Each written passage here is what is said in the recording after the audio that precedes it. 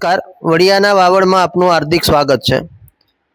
લીલિયા તાલુકાના કાકરોજ ભોરિંગરા રોડ પર ખોડિયાર માતાજીના મંદિર નજીક બાવળા ડુંગરના પાણીના પ્રવાહમાં તણાઈ જતા એક શિક્ષકનું કરુણ મોત નિપજ્યાના સમાચાર પ્રાપ્ત થઈ રહ્યા છે।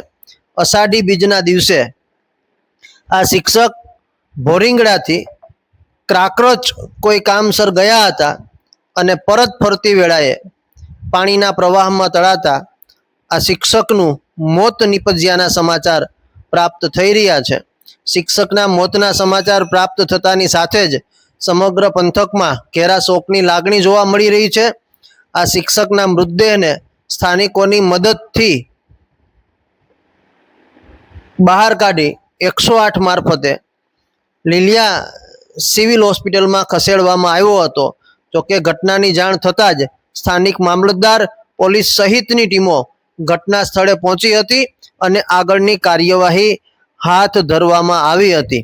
પરંતુ શિક્ષકના મોતથી સમગ્ર પંથકની અંદર શોકનો માહોલ છવાયો છે અને અષાઢી બીજના દિવસે વરસાદી પાણીમાં તણાવાથી એક શિક્ષકનું કરુણ મોત નિપજ્યાની ઘટના અમરેલી જિલ્લાના લીલિયામાંથી સામે આવતી જોવા મળી રહી છે।